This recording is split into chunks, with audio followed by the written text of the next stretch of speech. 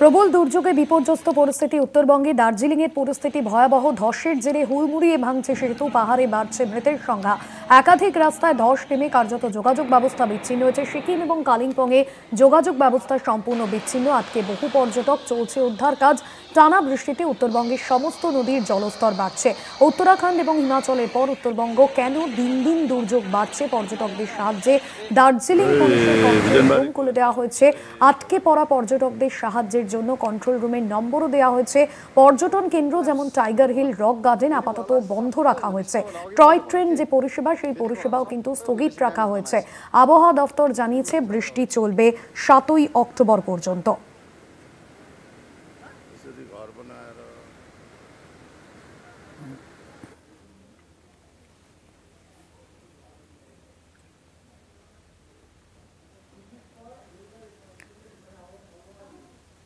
আবহাওয়াবিদ সুজিত কর রয়েছেন আমাদের সঙ্গে ফোন লাইনে।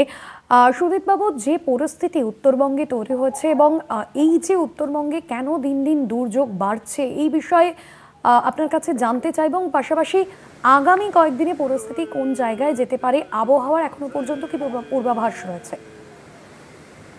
দেখুন, আজকে যে পরিস্থিতি তাতে কিন্তু উত্তরবঙ্গ এবং তার সাথে সাথে অ্যাডজাসেন্ট বিহার, এই সমস্ত অঞ্চলগুলোতে ভারী থেকে অতি ভারী বৃষ্টিপাত সংঘটিত হবে। কোচবিহার, আলিপুরদুয়ার এগুলোতে অতি ভারী বৃষ্টিপাত, দার্জিলিং, কার্শিয়াং, কালিম্পং এগুলোতে অতি ভারী বৃষ্টিপাত সংঘটিত হবে।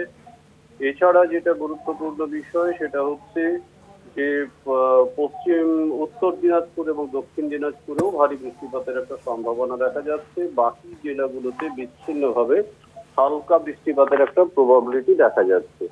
উত্তরবঙ্গের এই পরিস্থিতি যেটা দেখতে পাচ্ছেন, এটা দীর্ঘদিনের অব্যবস্থার ফল।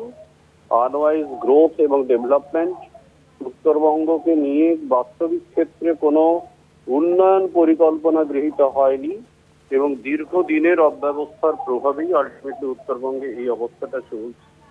হিমালয় পর্বতাঞ্চল, সেটা শিলা দিয়ে গঠিত ভূমিভাগ, এটা আমাদের মাটির মধ্যে থাকে, কিন্তু সেই শিলা এখন আর কঠিন শিলা নেই, সেটা মাটিতে পরিণত হয়েছে, সেটা ভেঙে চুরচুরে হয়ে গেছে, যার ফলে আলটিমেটলি কিন্তু এই মুহূর্তে সেই ভূমিভাগের আর ধরে রাখার মতো ক্ষমতা নেই এই বিভিন্ন ধরনের কনস্ট্রাকশন গুলোতে।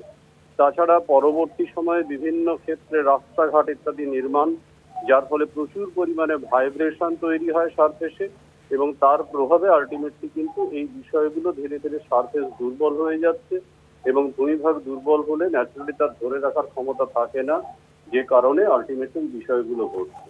আর তৃতীয় বিষয় যেটা গুরুত্বপূর্ণ সেটা হচ্ছে ভীষণভাবে আনপ্ল্যান্ড গ্রোথ ঘটেছে। আপনারা দেখতে পাচ্ছেন, দেখলে বুঝতে পারবেন যে নদী খাতগুলো, পার্শ্ববর্তী যে বসতি ক্ষেত্রগুলো, সেগুলো একেবারে নদীর গায়ে গায়ে গড়ে উঠেছে। পার্বত্য অঞ্চলে নদী প্রবাহ পথে এইভাবে কখনো বসতি ক্ষেত্র গড়ে তোলা যায় না, বা তার কোনো পারমিশনও থাকার কথা নয়। কিন্তু কিভাবে গড়ে উঠেছে, কেন এরা দীর্ঘদিন একইভাবে অবস্থান করছে, সেইটা জানা নেই, সেটা বলা মুশকিল।